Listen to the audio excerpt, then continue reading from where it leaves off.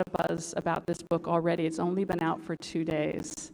And I think it's testament to the fact that this topic's time has come. Poet Claudia Rankine said, Robin DiAngelo's White Fragility brings language to the emotional structures that make true discussions about racial attitudes difficult. With clarity and compassion, DiAngelo allows us to understand racism as a practice not restricted to bad people. In doing so, she moves our national discussions forward with new rules of engagement. And Michael Eric Dyson, who wrote the lovely foreword, called it a vital, necessary book, a bracing call to white folk everywhere to see their whiteness for what it is and seize the opportunity to make things better now. Please welcome Dr. Robin DiAngelo.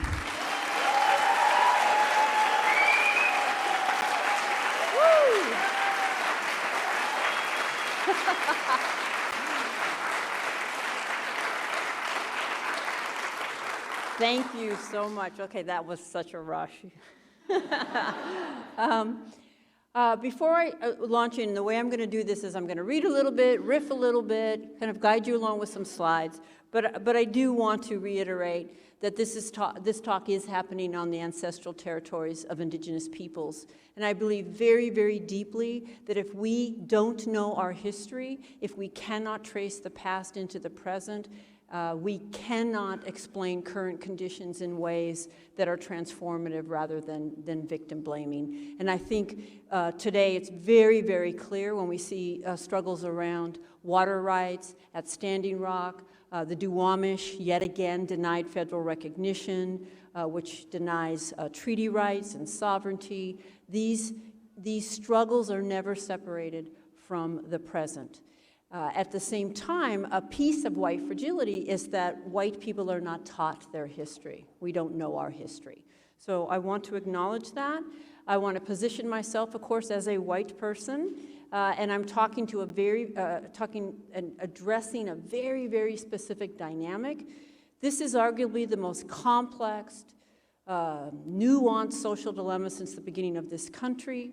And there are myriad roads in, and all of them are essential, but so consistently left off the table is whiteness, right? So we often learn about this group and their struggles and their triumphs and their heroes and heroines, and yet we don't ask ourselves struggles and triumphs in relation to whom, right?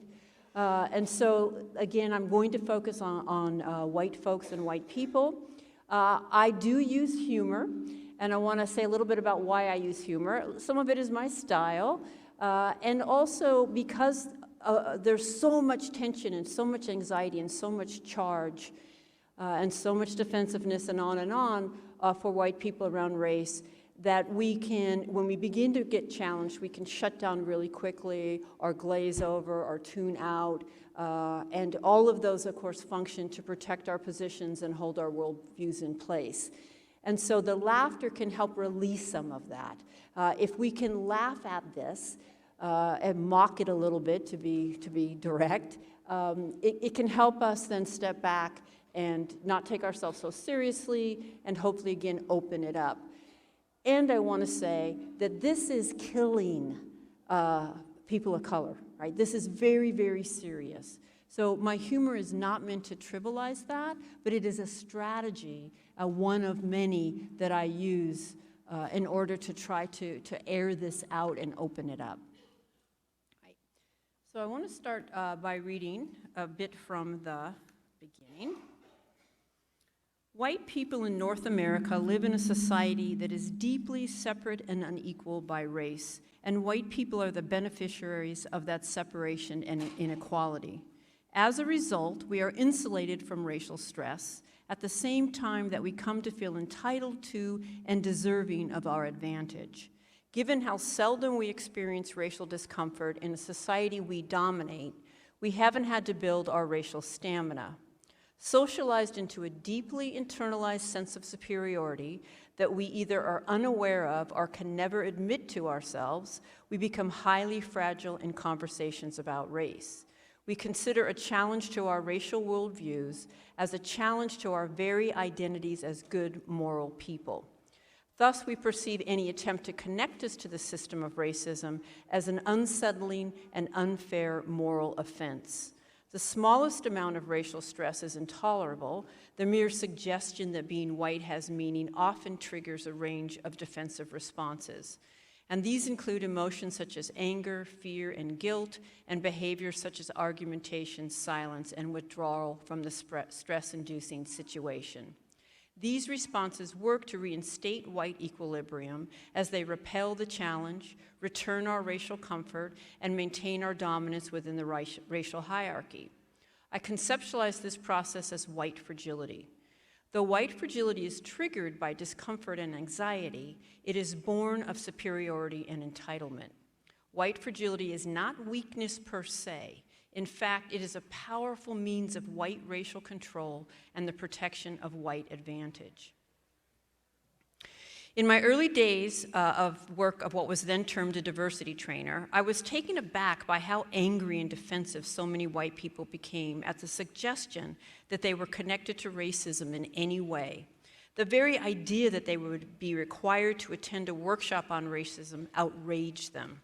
They entered the room angry and made that feeling clear to us throughout the day as they slammed their notebooks down on the table, refused to participate in exercises, and argued against any and all points. I couldn't understand their resentment or disinterest in learning more about such a complex social dynamic as racism.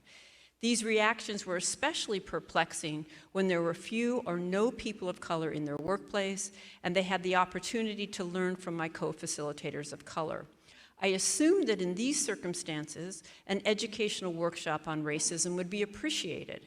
After all, didn't the lack of diversity indicate a problem, or at least suggest that some perspectives were missing? Or that the participants might be undereducated about race because of scant cross-racial interactions? It took me several years to see beneath these reactions. At first I was intimidated by them, and they held me back and kept me careful and quiet, but over time I began to see what lay beneath this anger and resistance to discuss race or listen to people of color. I observed consistent responses from a variety of participants. For example, many white participants who lived in white suburban neighborhoods and had no sustained relationships with people of color were absolutely certain that they held no racial prejudice or animosity. Other participants simplistically reduced racism to a matter of nice people versus mean people. Most appeared to believe that racism ended in 1865 with the end of enslavement. There was both knee-jerk defensiveness about any suggestion that being white had meaning and a refusal to acknowledge any advantage to being white. And over time, I began to see what I think of as the pillars of whiteness, the unexamined beliefs that prop up our racial responses. I could see the power of the belief that only bad people were racist, as well as how individualism allowed white people to exempt themselves from the forces of socialization. I could see how we are taught to think about racism only as discrete acts committed by individual people, rather than as a complex, interconnected system.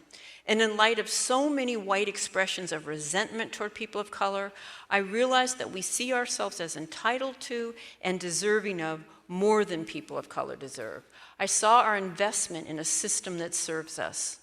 I also saw how hard we worked to deny all this and how defensive we became when these dynamics were named. In turn, I saw how our defensiveness maintained the racial status quo. And none of the white people that I identify, whose actions I describe in this book, would identify as racist. In fact, I think they would most likely identify as racially progressive and vehemently deny any complicity with racism. Yet all of their responses illustrate white fragility and how it holds racism in place.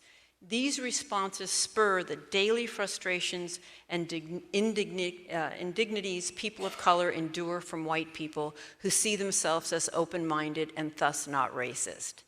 This book is intended for us, for white progressives who so often, despite our conscious intentions, make life so difficult for people of color. I believe that white progressives cause the most daily damage to people of color. And I define a white progressive as any white person who thinks he or she is not racist, or is less racist, or is in the choir, or already gets it. White progressives can be the most difficult for people of color because to the degree that we think we have it, we're going to put all of our energy into making sure you think that we have it, and none of it into what we need to be doing for the rest of our lives, right?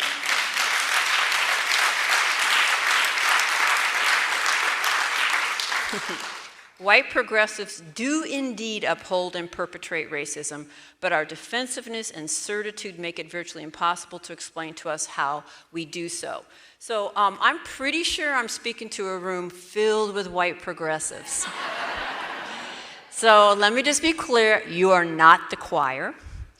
There is no choir. I am not the choir. When I say there is no choir, it's because my learning will never be finished. And this moment I think I'm the choir, I think I'm going to be done and I'm going to have certitude.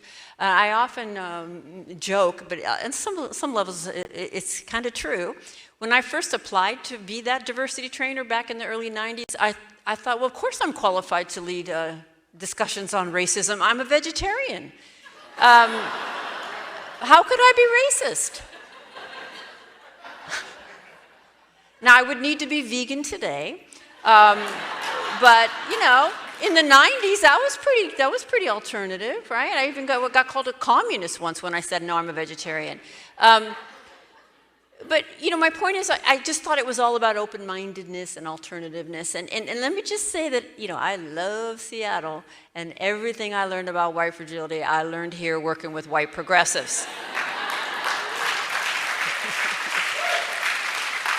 So, Chapter 1, Challenges to Talking to White People About Racism. All right?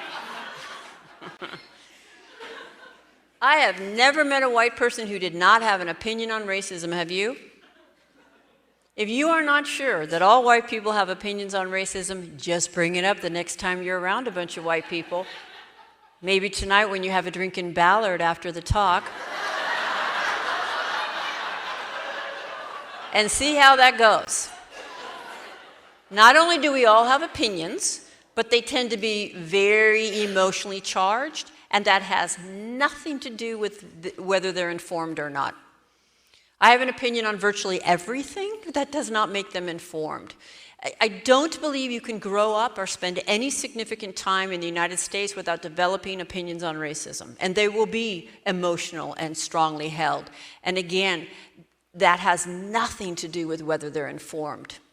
And in fact, if you are white and you have not devoted years of sustained study, struggle, and focus on this topic, your opinions are necessarily very limited. And no, a trip to Costa Rica, multiracial nieces and nephews, right? These are not sustained study, struggle, and focus. Now, how can I say that when I don't know most of the people in this room? And this, of course, is the first thing that tends to trigger white fragility, generalizing about white people. As a sociologist, I'm really comfortable generalizing about white people.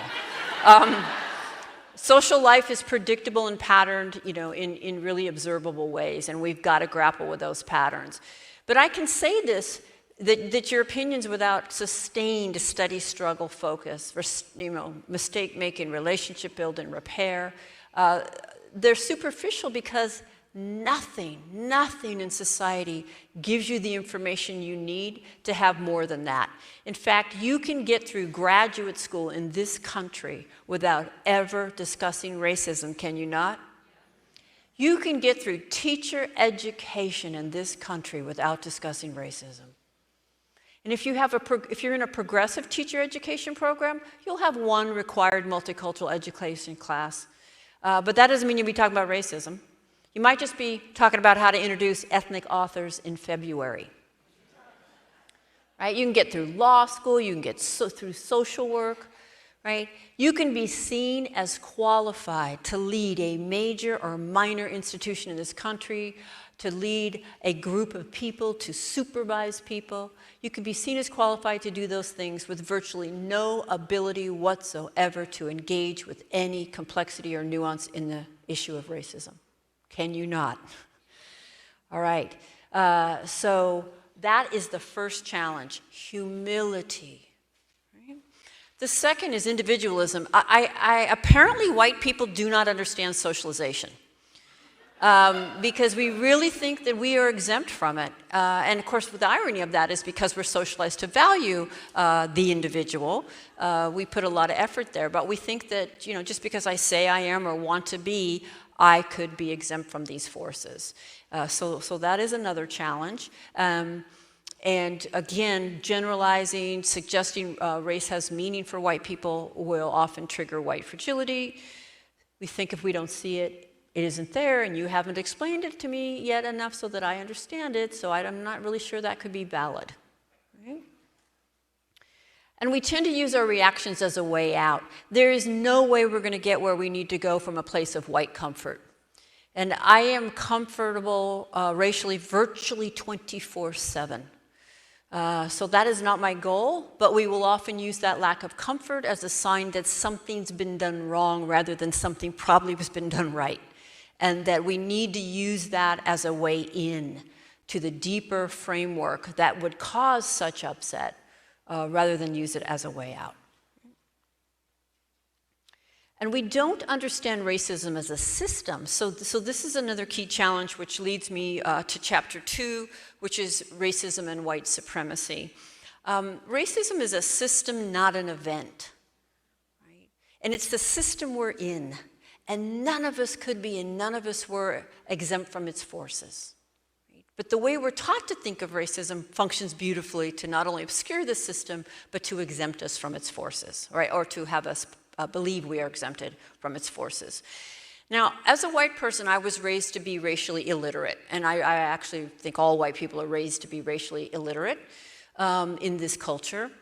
And in gaining racial literacy, I have had to understand not just the collective dynamics and dimensions of racism, but how racism impacts different groups who are perceived and defined as people of color, how it impacts them differently, right? So not all peoples of color experience racism differently.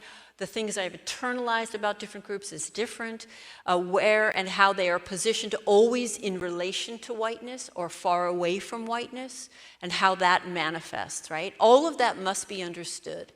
But after a good 20 plus years of talking day in and day out to white people about racism, I feel very confident to say that there is something profoundly anti-black in this culture.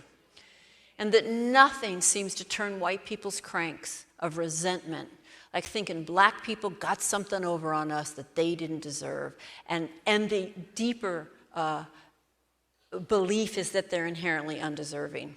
I believe in the white mind, black people are the ultimate racial other, right? And that there are these bookends. And again, your perceived proximity to each end of that impacts how you're going to experience your racialization. So having said that, and not really having time to do history, I just want to give you one glance at the trajectory of anti-blackness in this country since its beginning, and this slide will be deliberately dense. We can literally think about it as state-sanctioned, organized crime, but at least discrimination against African Americans from the beginning. And it starts with kidnapping and 300 years of enslavement, torture, rape, and brutality, and it carries on. And about a quarter of the way in, you see bans on testifying against whites, which made it technically legal to murder black people in this country, and you are now in my lifetime.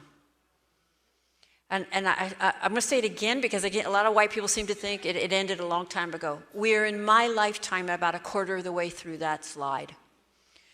And then we see about 2/3 of the way through employment discrimination, and we are in 2018 with copious empirical evidence. Right? So let's pick it up there.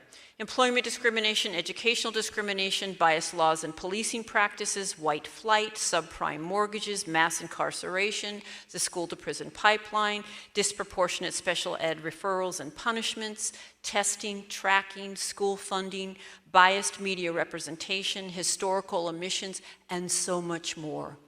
It is a system, not an event. It's the system we're in, and none of us could be, and none of us were exempt from its forces. If we want to be unique and special individuals, then we need to figure out how whatever we see is special and different about us set us up into that system, because it did. So I'm talking, I know white people really well. I'm talking X, and you're like, ha, I was Y, right? Okay, you were Y, most whites are X. How did Y set you up? It did. Right? The question is not if, it's how. Okay. I'm going to repeat it. It's a system, not an event. And how do we cope with the moral trauma of what I just read to you? Resmaa Menakem has a beautiful book, My Grandmother's Hands, where he talks about racial trauma. There's a trauma, I believe, to white people of racism, but I don't think it's a moral trauma, right? And it's a piece of white fragility, not being able to face our complicity in this system. Well, historically, we projected our sins onto the black body, right? Lazy, shiftless, criminal. We projected our sins onto the black body. Right? Today, in addition to doing that, we obscure the system of racism that we uphold, and we exempt ourselves from its forces. Right? And we do this in a way that appears to be progressive, right? That race doesn't matter to us.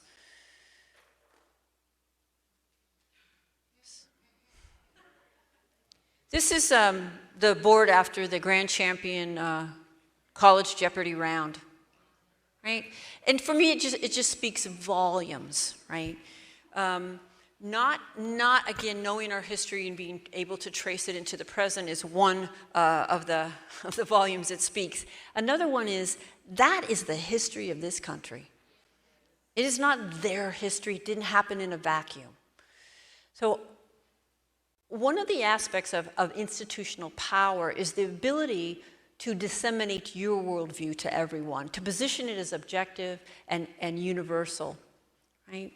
And to tell the story, right? The story of the other when we are not in relationship with the other, right?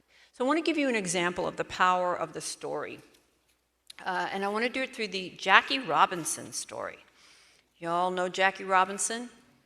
Right? So Jackie Robinson has been quite celebrated for doing something. What's the tagline that goes with Jackie Robinson? He broke the color line, right?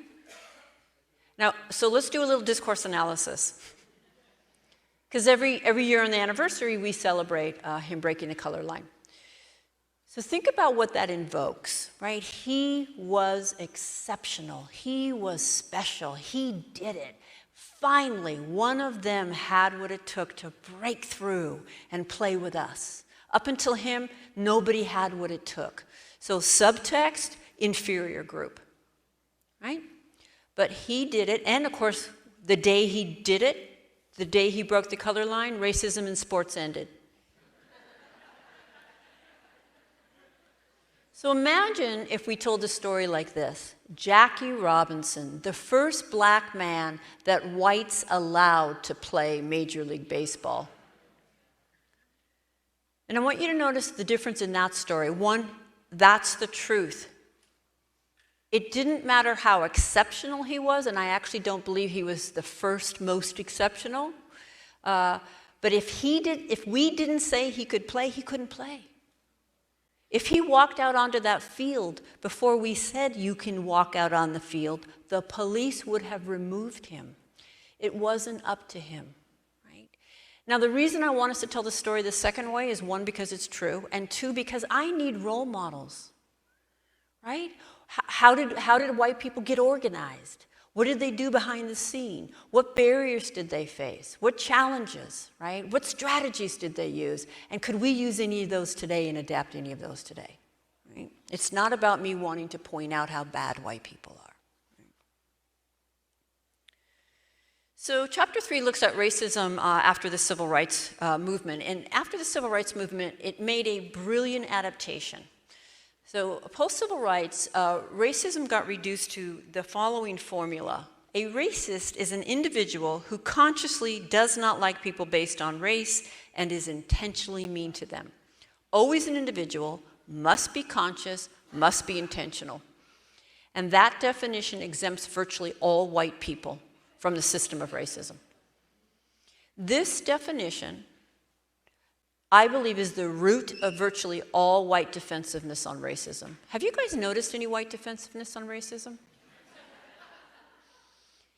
Yeah, it makes it virtually impossible to talk to the average white person about the inevitable absorption of a racist worldview that we get from being socialized in a racist culture in which white supremacy is the bedrock.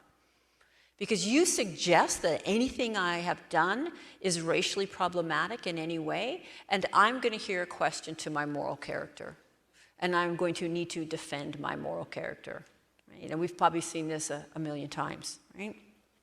So that definition actually functions to protect racism, even as it looks like progress, right? Racism became bad post-civil rights. So this sets up what I think about as the good-bad binary. That kind of, it's either or, right? Racists are bad, not racists are good. And we know how to fill that in, don't we? Ignorant, bigoted, prejudiced, mean-spirited, definitely old. And when we die off, there'll be no more racism. You know, I've been working with a lot of these tech companies that when I walk around, I think to myself, God, I guess you have to be under 30 to work here. And I'm telling you, they cannot think critically about race. And the people of color that work with these young people are in so much pain, right? No, I get asked all the time, do you think young people today are less racist? Oh, actually, the question usually begins with, don't you think? And just a heads up, if you approach me with, don't you think, the answer is no. Because that's not an open question. But no, I don't actually think young people today are less racist, because that consciousness hasn't changed our outcomes. In fact, they're getting worse, right? Okay, so Southern for sure, don't you think? Around here, I'm pretty sure they live in Fife. I've never been to Fife, but on the way to Tacoma, I see Fife. I'm like, ooh, boy, it looks like racists live there. And when I'm on my way up north, it's like Smoky Point. Okay? All right. Not racists are good. We're educated, progressive, open-minded, well-intended. We're young. We're northern. We live on Phinney Ridge. But we're all moving to Portland really soon. Because Whole Foods is so corporate now.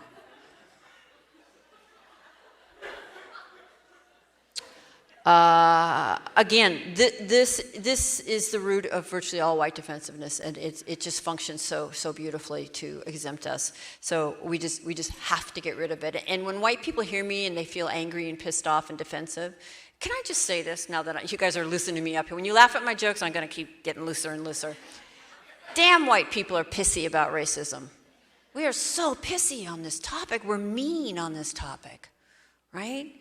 And so if you're sitting here feeling that, just see if it isn't rooted in this definition. And if you cannot let go of this, you're just not going to be able to move forward.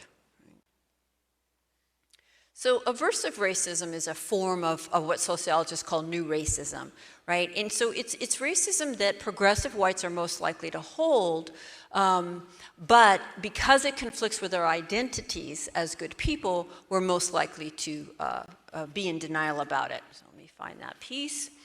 It's a manifestation of racism that well-intentioned people who see themselves as educated and progressive are more likely to exhibit. It exists under the surface of consciousness because it conflicts with consciously held beliefs of racial equity and justice.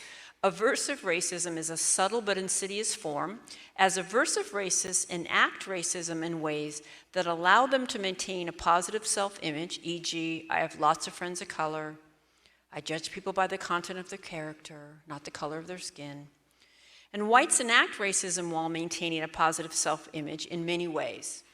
For example, rationalizing racial segregation as unfortunate but necessary to access good schools. Rationalizing that our workplaces are virtually all white because people of color just don't apply. Avoiding direct racial language and using racially coded terms such as urban, underprivileged, diverse, sketchy, and good neighborhoods. Denying that we have few cross-racial relationships by proclaiming how diverse our community or workplace is. And attributing inequality between whites and people of color to causes other than racism. Consider a conversation I had with a white friend. She was telling me about a white couple who she knew who had just moved to New Orleans and bought a house for a mere $25,000. Of course, she immediately added, they also had to buy a gun, and Joan is afraid to leave the house. I immediately knew they had bought a home in a black neighborhood. This was a moment of white racial bonding between this couple who shared the story of racial danger and my friend, and then between my friend and me as she repeated the story. Through this tale, the four of us fortified familiar images of the horror of black space and drew boundaries between us and them without ever having to directly name race or openly express our disdain for black space. Notice that the need for a gun is a key part of this story. It would not have the degree of social capital it holds if the emphasis were on the price of the house alone. Rather, the story's emotional power rests on why a house would be that cheap. Because it's in a black neighborhood where white people literally might not get out alive. Yet while very negative and stereotypical representations of blacks were reinforced in that exchange, not naming race provided plausible deniability. In fact, in preparing to share this incident, I texted my friend and asked her the name of the city her friends had moved to. I also wanted to confirm my assumption that she was talking about a black neighborhood. I share the text exchange here. Hey, what city did you say your friends had bought a house in for $25,000? She replies, New Orleans. They said they live in a very bad neighborhood and they each have to have a gun to protect themselves. I wouldn't pay 5 cents for that neighborhood. I reply, oops. I assume it's a black neighborhood? Yes, you get what you pay for. I'd rather pay $500,000 and live somewhere where I wasn't afraid. I reply, I wasn't asking because I want to live there. I'm writing about this in my book.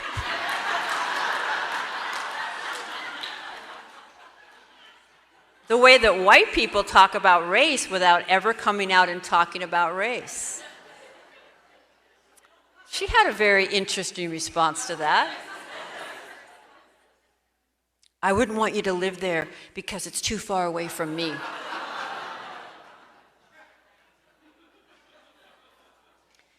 Notice that when I simply ask what city the house is in, she repeats the story about the neighborhood being so bad that her friends need guns.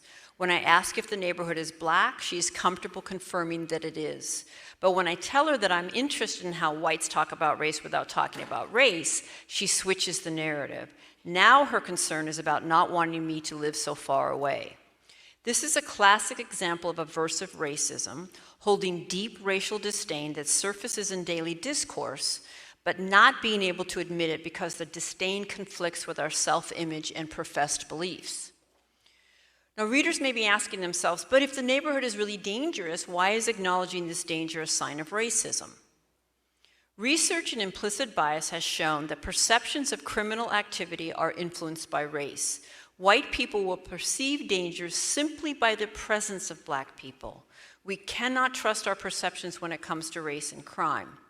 But regardless of whether the neighborhood is actually more or less dangerous than other neighborhoods, what is salient about this exchange is how it functions racially and what that means for the white people engaged in it. For my friend and me, this conversation did not increase our awareness of the danger of some specific neighborhood. Rather, the exchange reinforced our fundamental beliefs about Black people.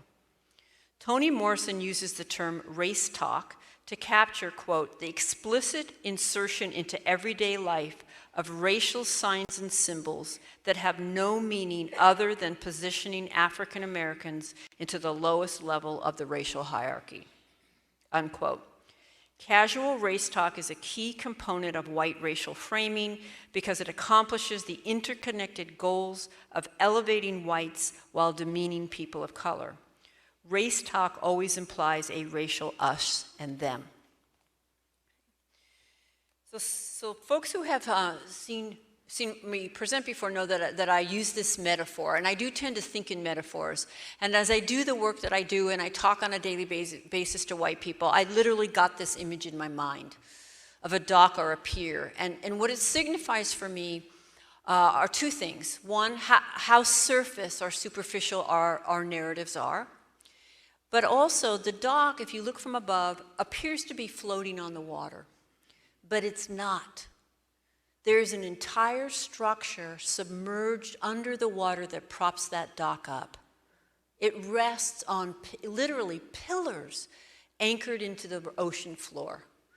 And everything I do in my work is trying to get us off the top of the dock and under there to examine those pillars. Because despite all the bullshit on top of the dock, our outcomes have not changed, right? So we have to ask ourselves, what's going on, right? So as I listen to these narratives, I think about them in two overall categories, colorblind and color celebrate, right? So let's start with the first set, colorblind. Probably the number one colorblind racial narrative is, I was taught to treat everyone the same. Anybody ever heard that one? Okay. Let me just tell you, when I hear this from a white person, and I hear it frequently, there's a bubble over my head. And it has a few things in it. The first thing is, oh, this person doesn't understand basic socialization. This person doesn't understand culture. Ooh, this person is not particularly self-aware, right? And I need to give a heads up to the white folks in the room. When people of color hear us say this, they're generally not thinking, all right, I am talking to a woke white person right now.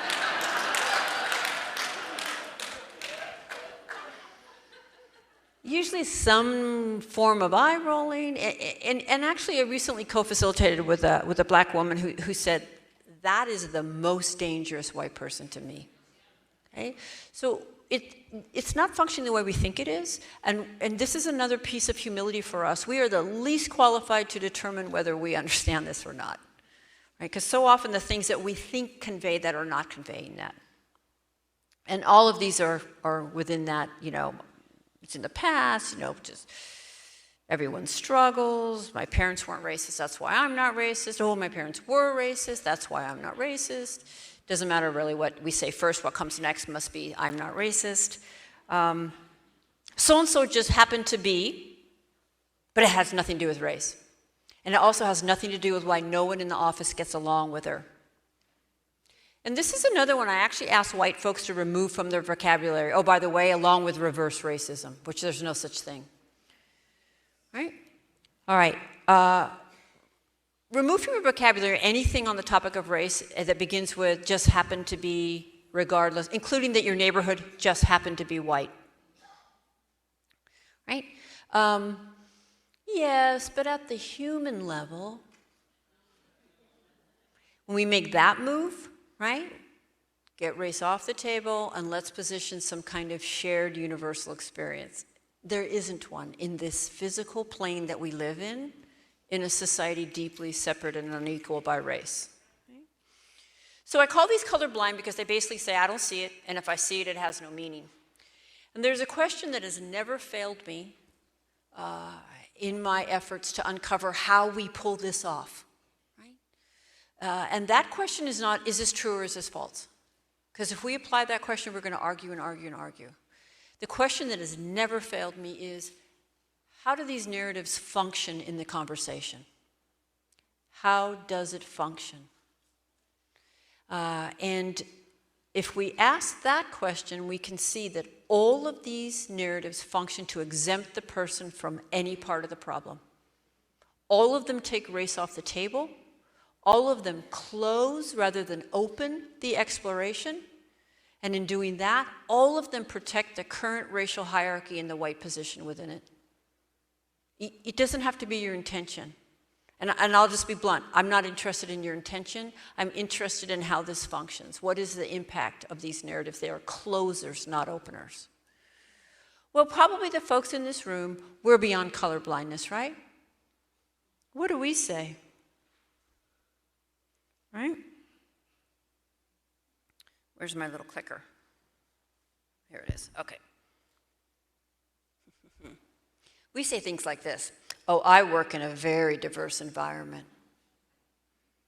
If we can't say that, and many of us can't, we'll come up with some kind of proximity. Okay? I have people of color in my family. Me? Pfft, I'm not racist. I used to live in New York.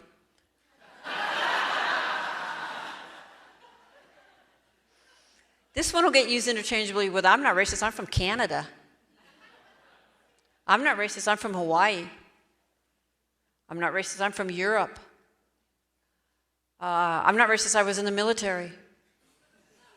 Apparently there are no racism in any of those places. When I hear that one, I used to live in New York, I was thinking, oh my God, you walked by people of color and didn't lose your shit? That's amazing. Okay.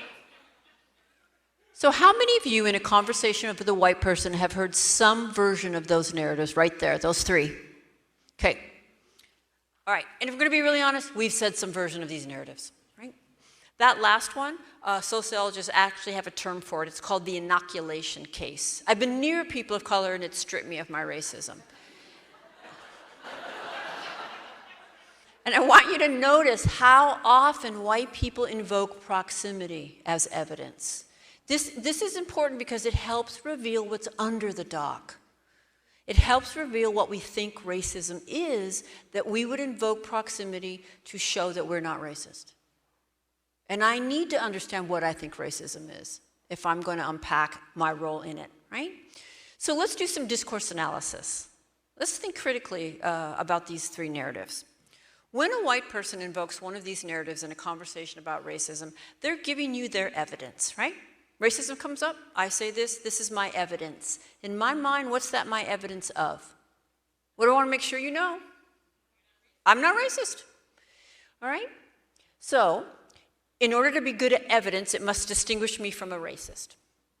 So apparently, a racist cannot do these things, or this wouldn't be good evidence. So a racist cannot work 3 cubicles down from a person of color. Could not have people come in their family, and would find living in New York intolerable, even though I could think of at least one racist that lives in New York, so.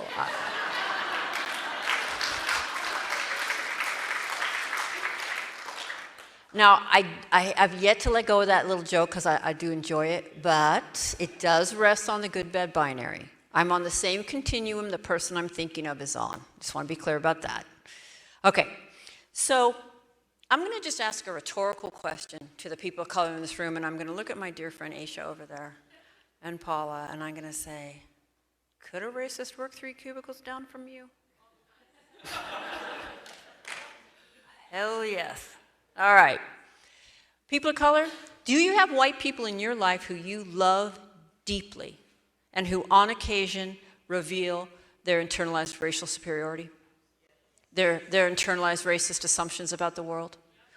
Other white people, do you hear that? Could you even be married to them? And they could still? It doesn't disappear the day they fall in love with you? Okay. All right. So I hope I mock it a bit because it's ridiculous, right? But it's so ubiquitous. So we really just got to ask ourselves, well, what do I think it is, and what am I saying, and how is that functioning, right? And clearly this rests on that simplistic definition. Apparently a lot of white people think that a racist cannot tolerate any proximity, even the sight of people of color. And so if there's any friendliness across race, there cannot be racism. This is another thing that makes us so difficult in these conversations. So I'm just gonna put it right out here. As a result of being born and raised as a white person in this culture, I have a racist worldview. I have deep racist biases. I have developed racist patterns. And I have investments in a system that has served me very well and is very comfortable for me and it really helped me get over sexism and classism that I struggle with. And I also have investments in not seeing any of that, for what it would mean for my identity and what it would require of me in action. Right? I can choose it, don't want it, got it. And it's actually incredibly transformative and liberating to begin from that premise. So that you can begin to think, well, how's it coming out in me? So that I might be able to stop that or ameliorate that rather than it's not coming out in me. I sometimes think if I went into the bathroom and I came out and the back of my dress was hiked into my pantyhose and my ass was showing, I sure hope you'd let me know. And I wouldn't say to you, how dare you suggest my ass is showing? And you better proceed as if it isn't.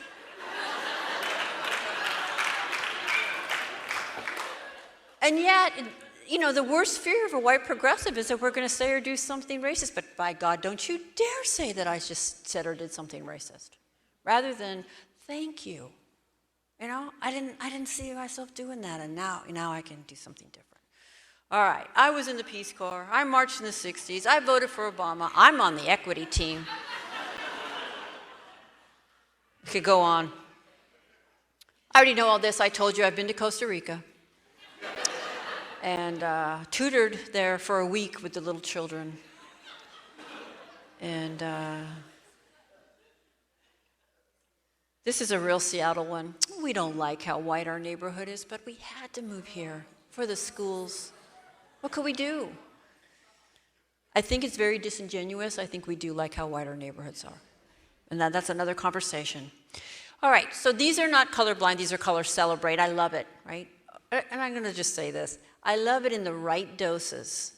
I like it in the Montessori school with the children of the international workers that come from Microsoft.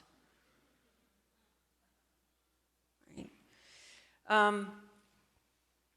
So again, if we apply the same question, not true, false, or right, wrong, but how do these narratives function in the conversation, we get the same answer.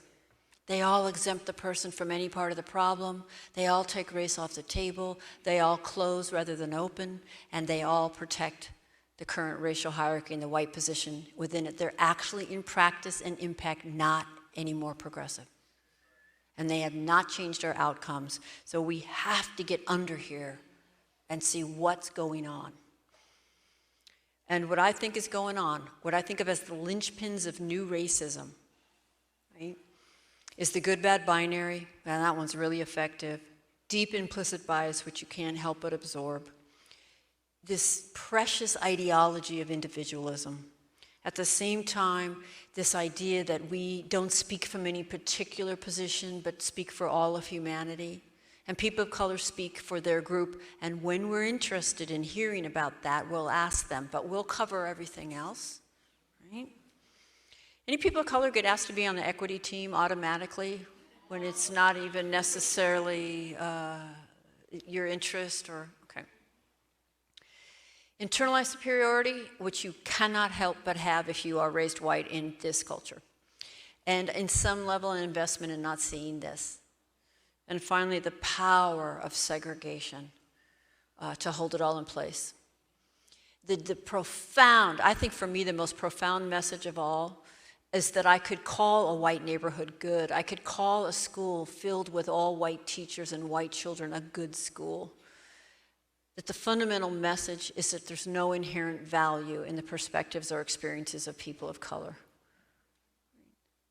So these messages are raining down on us relentlessly, 24/7, and we don't have umbrellas. And nothing could and nothing did exempt us from their forces. It's on us to figure out how they shape us, not if. Right? So all of this sets up some patterns, right? Preference for racial segregation, lack of understanding what racism is, seeing ourselves as individuals, not understanding that we bring our history with us. History matters. It's a history of harm. Assuming everyone is having our experience, arrogance, lack of humility, unwillingness to listen, right? Dismissing what we don't understand, apathy towards racial justice. After, again, 20 plus years, I think most white people are pretty apathetic about racial injustice. Inability to or lack of interest in sustaining relationships with people of color, wanting to jump over the hard personal work and get to solutions. Confusing not agreeing with not understanding. Is it possible that you're not actually informed enough to disagree? Have you ever had somebody say, no, you misunderstood, no, you misunderstood? What if the person understood you perfectly? In fact, they even understood what you meant, and you don't understand how what you meant comes from a racist framework.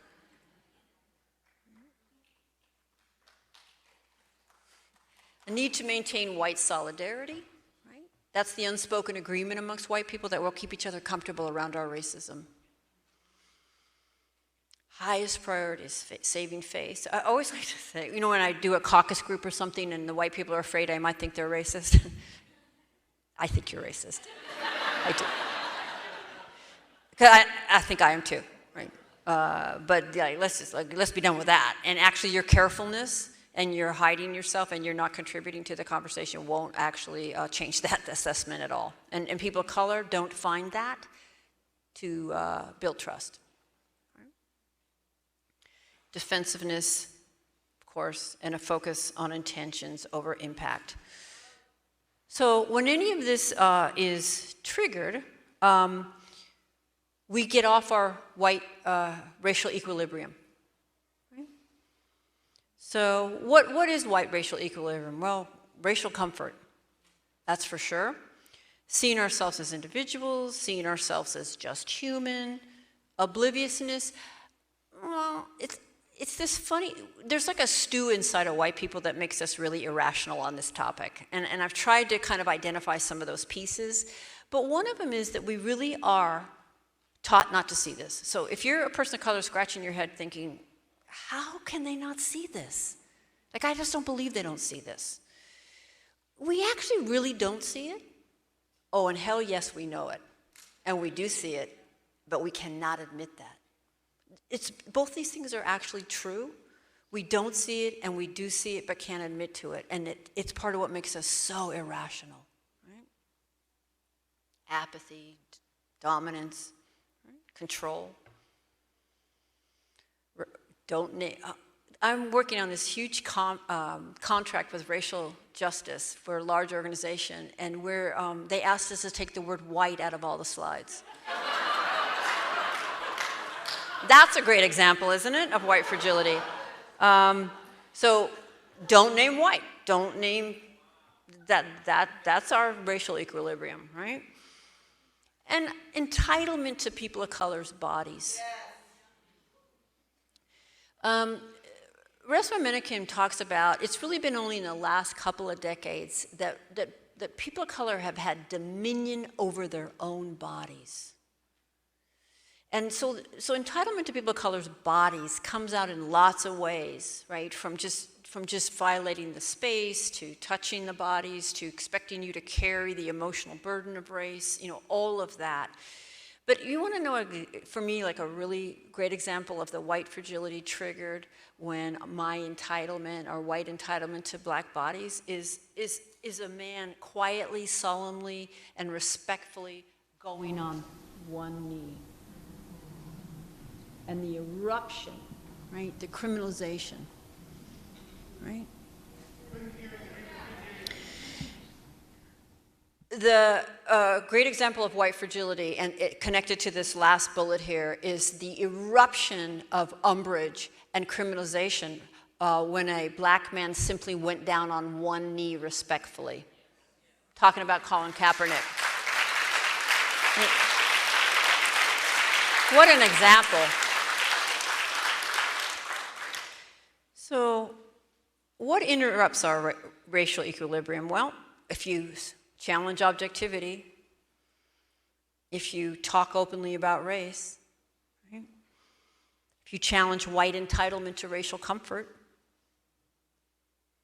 if you challenge to the expectation that people of color will serve us and do our work for us, if you break with white solidarity,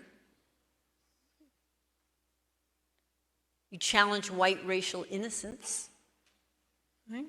Oh, and by the way, you can download all this on handouts from my website. oh, wait a minute. And it's in the book. The book. All right. Challenge individualism, challenge to meritocracy, challenge to white authority, right? Challenge to white centrality, challenge to universalism, right? Suggesting that maybe, in fact, we don't speak for all of humanity. We speak from a particular perspective, and it's deeply limited, okay? So this leads to white fragility. We actually have the poster boy for white fragility right here in the front row, because I'm married to him and I made him pose in the kitchen. And he's like, everyone's going to think I'm an asshole now. And I'm like, yeah, they are.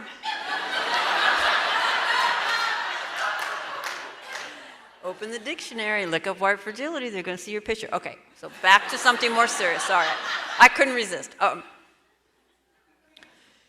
So when all of this insular, coddled environment builds an inability to bear witness, inability to have capacity to hold the discomfort, I've been thinking lately that part of what it means to be white is to never have to bear witness to the pain of racism on people of color. And never having to bear witness to the pain I've caused to people of color. Never having to be accountable to that pain, right? And all the ways that I push off accountability, right? And so when I thought of this term, white fragility, the fragility part, we're fragile in that we can barely tolerate the slightest challenge, right? I mean, I'll show you my emails. Just the suggestion that being white has meaning will set us off. But there's a continuum. And so we're fragile in that way, but it's not fragile at all in its impact. It's really effective, right? I need you to stop. I need to get back into my position and my entitlement and my comfort, and I will do what I need to do to get you to stop. And I think that white fragility functions as a kind of white racial bullying. We make it so miserable for people of color to talk to us about their experiences, to call us in, that most of the time they don't because it's not worth getting punished more. You know, trust me, they take home so much of it because it so rarely goes well. Right? And I'm just ask a rhetorical question to people of color in the room. How often have you tried to talk to white people about our inevitable and often racist behaviors, and have that go well for you? Okay, I mean, literally, like not even once, right? And so it's weaponized defensive-ness. It's weaponized hurt feelings. It's weaponized denial and obliviousness. And so I'm not the 1%. I've never even been a manager. But I can control the people of color in my orbit through white fragility, right? And so I also think of it as a form of everyday white racial control. You can be in my orbit, and I'll use you as diversity cover, as long as you keep me comfortable.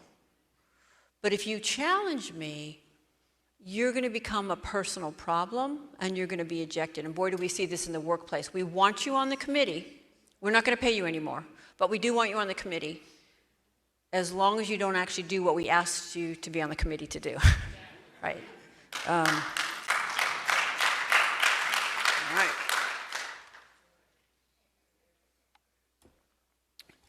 Oh, I got to read a piece from 112.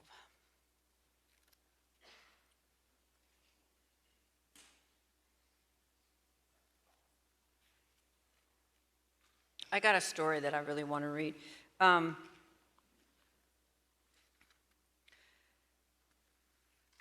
Okay, so I was working with a group of educators who had been meeting regularly for at least 8 sessions. The group was composed of the equity teams for a public school system, self-selected by people who wanted to support equity efforts in their schools. I had just finished an hour-long presentation titled, Seeing the Water, Whiteness in Daily Life. This presentation is designed to make visible the relentless messages of white superiority, etc. The room appeared to be with me, open and receptive, with many nodding along in agreement. Then a white teacher raised her hand and told a story about an interaction she had as she drove alongside a group of parents protesting the achievement gap in her school. And she then proceeded to imitate one mother in particular who offended her. "You don't understand our children," this mother had called out to her as she drove by. By the stereotypical way that the white teacher imitated the mother, we all knew that the mother was black. The room seemed to collectively hold its breath at her imitation, which was bordering on racial mockery. While the teacher's concluding point was that, on reflection, she came to realize that the mother was right and that she really didn't understand children of color, the emotional thrust of the story was her umbrage at the mother for making this assumption.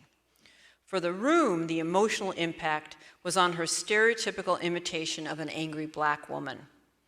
As this story came to a close, I had a decision to make. Should I act with integrity and point out what was racially problematic about the story? After all, making racism visible was literally what I had been hired to do. Further, several African American teachers in the room had certainly noticed the reinforcement of a racist stereotype.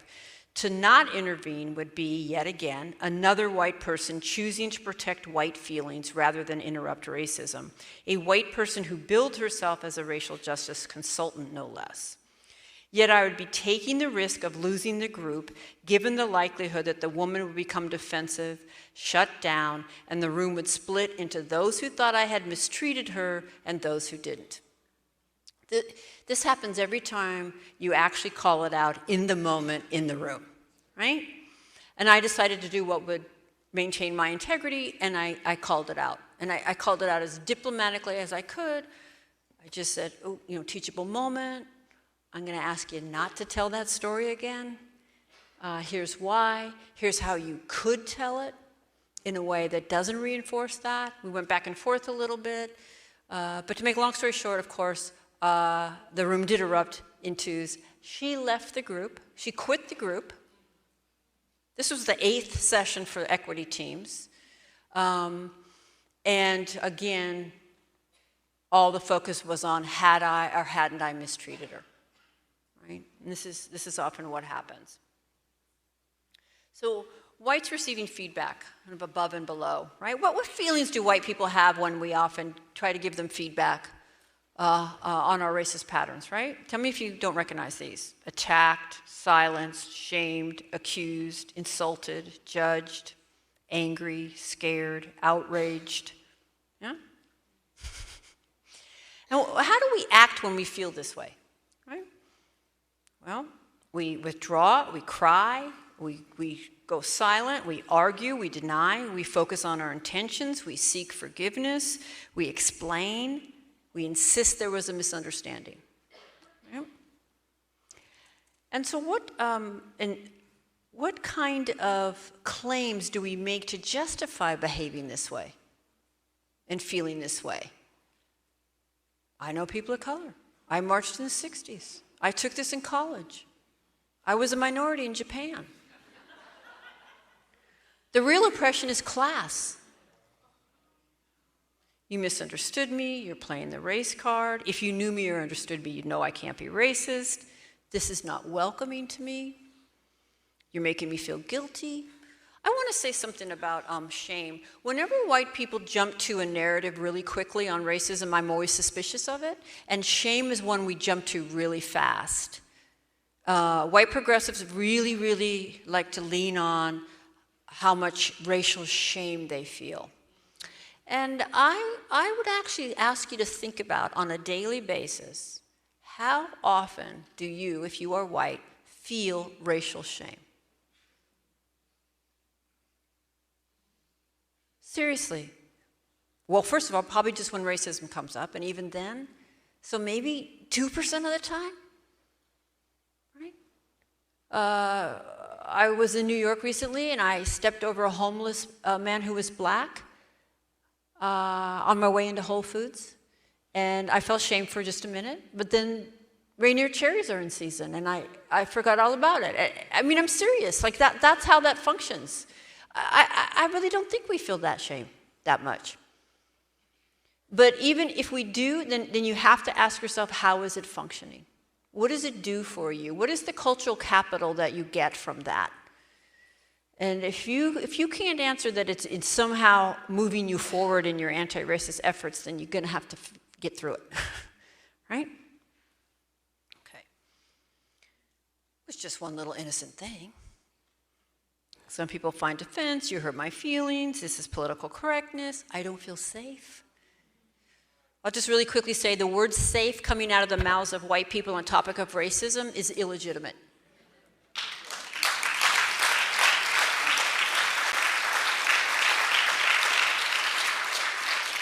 Because what does safety mean from a position of social, historical, institutional, cultural power and privilege? No, it's generally we don't feel comfortable. But that doesn't have as much cultural capital. It's not as precious. Problem is your tone. And I know what it is to be oppressed. So if we think about the doc, right? The feelings, the behaviors, the claims, what could be the underlying assumptions that would lead us to make these claims, right? Well, as a white person, I will be the judge of whether racism has occurred.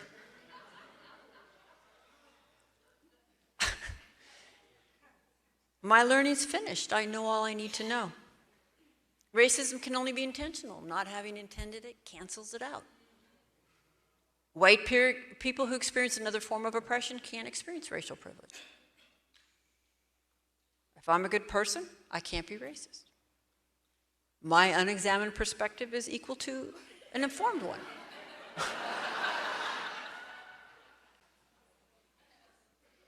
I'm entitled to remain comfortable, so you have made a very serious social breach.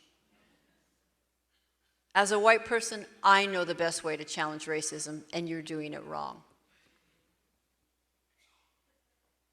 Nice people cannot be racist. If I can't see it, it's not legitimate. If I have any proximity to people of color, I can't be racist.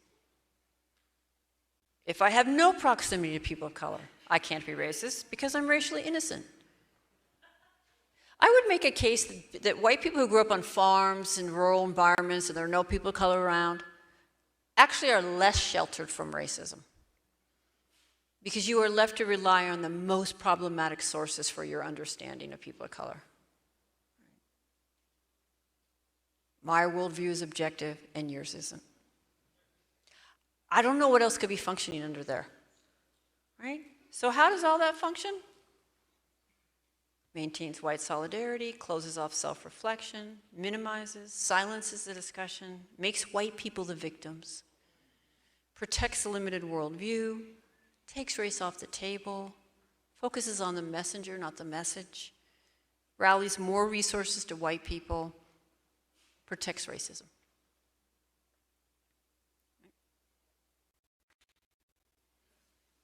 I could get into this really deep, but here's what I just want to say about this. The reason I like this picture when I do presentations is because for me this is an amplified visual of institutional power. And if I walked in that room as a woman, because that would be the salient identity for me in that room, it would be visceral to me, the lifetime of entitlement exuding out of these men's pores. Right? And so if you can see that, if you can see not only the lifetime of entitlement, but if you were to suggest to them that maybe they should have some women or people of color in that group, I can't know, but I believe to my core they would feel contempt. because they don't see the perspectives of women and people of color as valuable. I believe that to my core. I don't know them, but I'm pretty damn sure. If I can see it in them, then, and I don't relate to them, right? But what version of that is coming from my pores? What version of that is visceral for people of color when I'm in the room, right? So,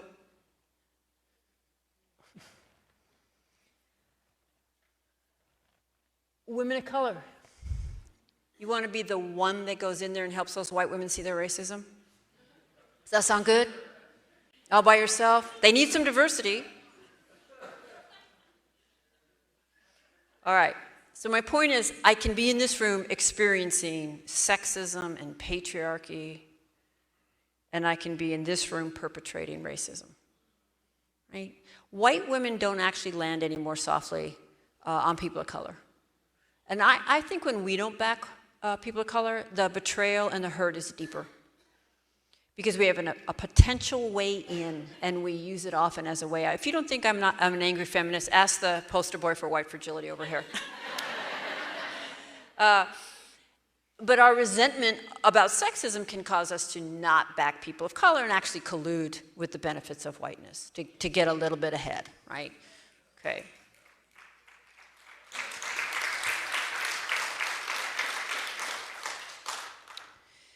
So I'm going to end by just bringing this question up so that I could preempt it, because I really don't like this question. And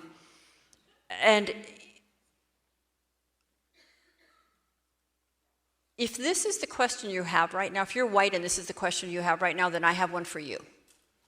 What has allowed you to remain ignorant about how to interrupt racism? Why in 2018 is that your question?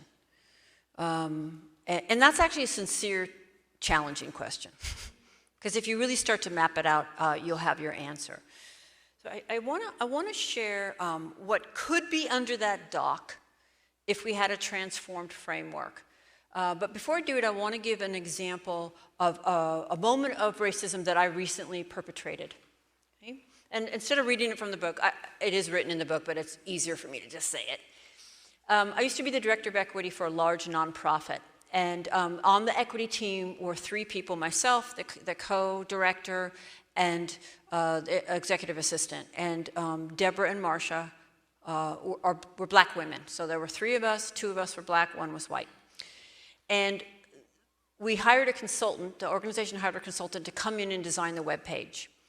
And the website. And so she was going around setting meetings with all the departments to find out what we did so she could build each department's particular page. So she scheduled a meeting with the equity team, and it was 3 p.m, and we went in, and it turns out that she was also a black woman.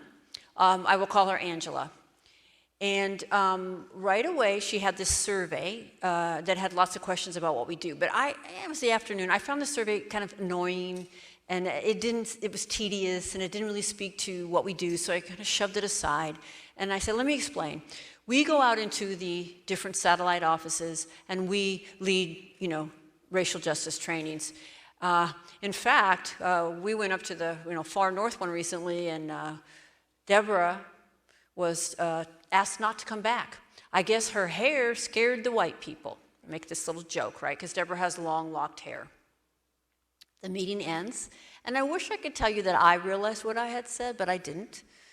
So a few days later, Marcia came to me and said, Angela was really offended by that joke you made about black women's hair. And, that I know better.